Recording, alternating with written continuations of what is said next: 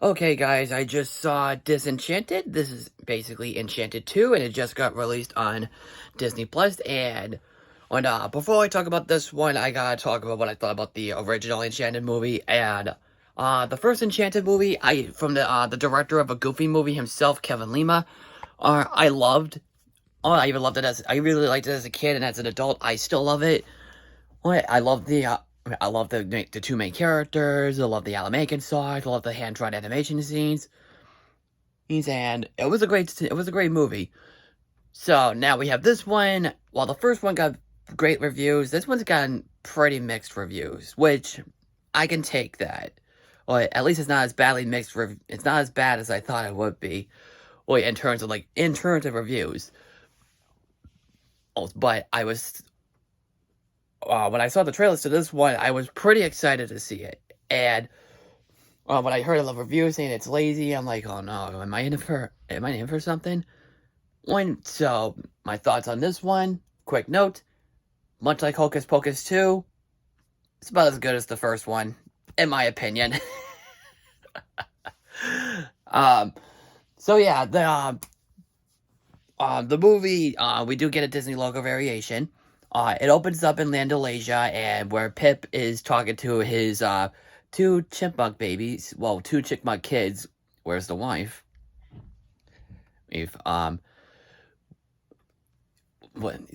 he's basically telling the story, of the original movie to his kids, and then he said there was only part of it, so that's when Disenchanted comes in. And we do see Giselle, played again by Amy Adams, yes. And her husband, Robert, from the first one, played again by Patrick Dempsey, and his daughter, Morgan, and now Giselle is now an official mother because she has a baby named Sophia. They're moving out of New York City, to head to, another place in New Jersey, called Monroeville, and they're living in a bit of a fixer-upper as well. While that's going on, they come across a new villain, they do come across a new villain of the picture, played by Maya Rudolph, of which we'll get to her in a minute, though. Basically, she's like one of those characters that people have a bit of a afraidness for, and especially at the coffee shop later on in the picture. But what do you call it? Giselle's trying to fit in with the new world, still, and she's basically trying to be a mother to everybody, and especially to Morgan. But around that, Nancy, played again by Idina Menzel, and Edward, played again by James Marsden, come in, and they give the daughter Sophia the wand of Andalasia. So, and the only thing about the wand is that you have to be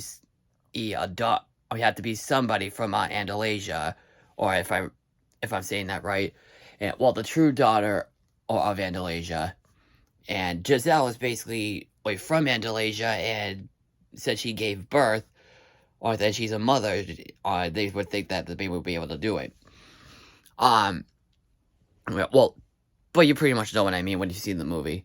But of course, the mother stuff, and she's still believing the fairy tale world is getting out of hand, and she decides to use the wand and wish for the fairy tale world to come to life in the modern day world. Think like another Onward, or whatever, the Pixar film Onward. But she doesn't make the wish until one big fight with her, or the father and Morgan. Morgan saying that she's just a stepmother, and that she'll always be that way. And I'm like, little spoiled brat. Then of course the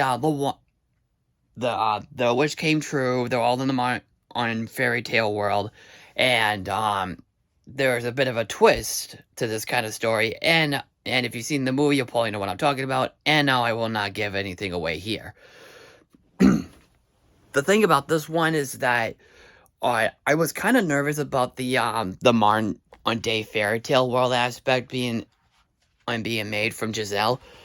And it's a risky move, like something like Shrek 2 did, as well, for this kind of move. And for what they did here, I thought it was better than I thought it would be. And I'm not gonna lie, this movie looks great. I mean, it looks even more nice and colorful. The sets are great, and the CG in the film is really well done here. But actually, I will talk about before I talk about the good stuff, I might as well quickly talk about my nitpicks with the film. One of them is kind of a big spoiler. Prince Edward is not in the picture is not in the movie that much. Well, I should say King Edward, since his mother died. Well, his stepmother died in the last film, so now he's king of Andalusia, and since he married Nancy. But yeah, he wasn't in the picture for that much, and it is sad. But I would have loved to see more of him though, and to see a little small bit more with Nancy. Well, she does appear at around the last third of the film. But and the other problem I have with the film, is with Morgan.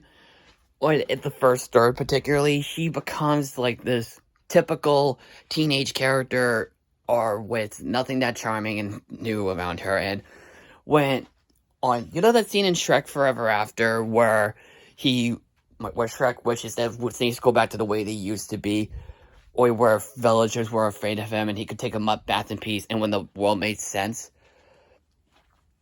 This is kind of that. This is kind of that same thing.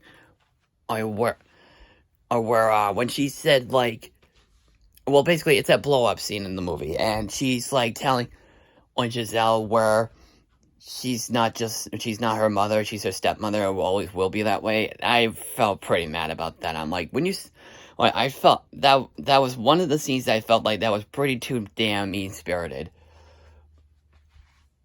Even for a movie like this to happen. But there is a reason why. Because you want Giselle to be able to be a stepmother, though. And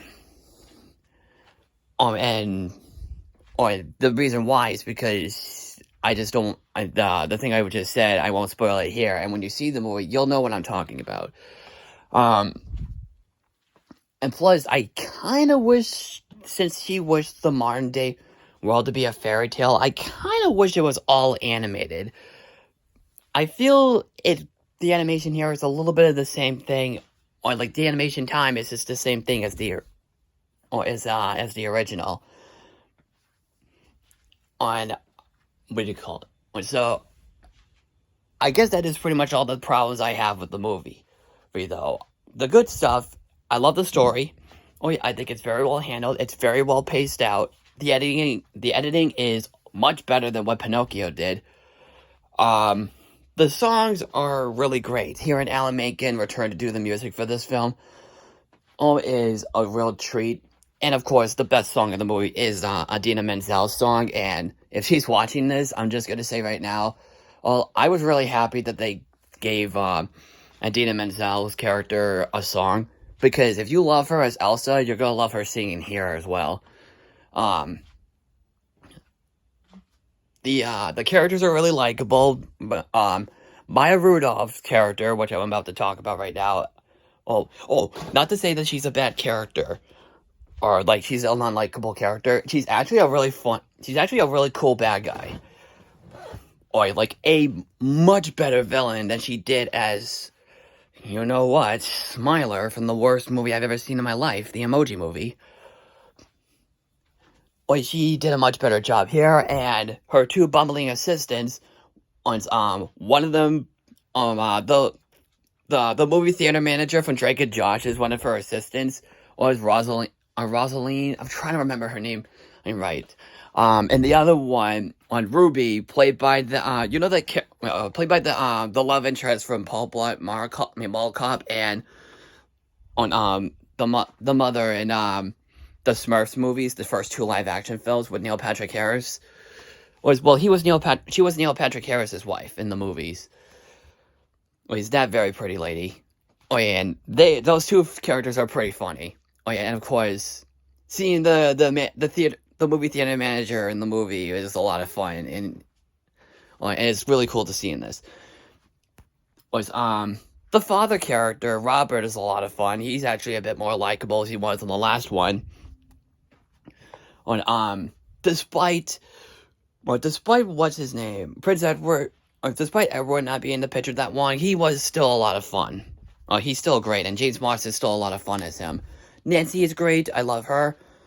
This, Morgan will be likable after, or she, after Giselle grants the wish. And speaking of Giselle, well, I can't help but adore the hell out of her. I adore Amy Adams as Giselle.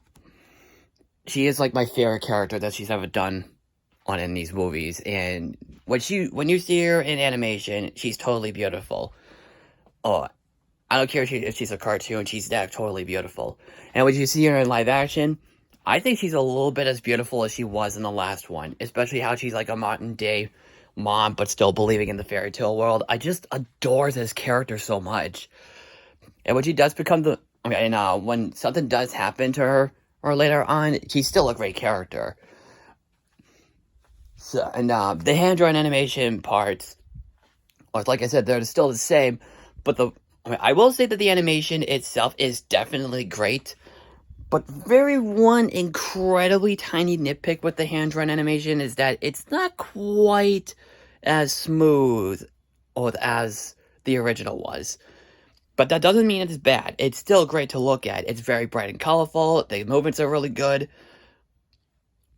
I just think the animation in the first film is just a small bit better. Very small bit better. So that's it. And the climax is great too. I have to admit that. And the ending around the ending, the end of the climax, I still won't give away. I really got teary-eyed. There was actually a couple parts in the movie I got pretty teary-eyed. Man, these Disney movies are really getting me teary-eyed this year. Turning Red, for example, got me teary-eyed. One part of Lightyear got me teary-eyed. And as well as Hocus Pocus 2 got me teary-eyed. So, that's pretty much it. If you haven't seen the movie yet, this is not from director Kevin Lima, who directed the Goofy movie. This is from the guy who directed the remake of Hairspray, Paul Blart 2, Cheaper by the Dozen 2. However, and also Rock of Ages. But I'm not saying that this is one of his bad movies. This is actually one of his good movies. So, and it was produced by Men in Black trilogy director Barry Sonnenfeld, who also produced the last film as well. And if you haven't seen the movie yet, it is on Disney Plus. And if you really want to see a movie right now, I say give this movie a watch. I know a lot of people will probably go see Wakanda Forever, which I do need to see though, or go see The Menu. So that's it. And overall, I think it's a really great sequel to the predecessor. It's one of the Disney sequels I surprisingly like a little more than the original, and I would definitely watch those two back to back. So it's not as good as Sonic the Hedgehog 2, not as good as Chip and Dale Rescue Rangers, but it was definitely a great sequel. Well, definitely a great movie. Pretty much up there with Fantastic Beasts 3 being a great film as well. So that's it. If you haven't seen it, what did you think? Comment below. Follow me on Twitter, Facebook, and Instagram. I am Justin the Bostonian, and I will see you later. Take care.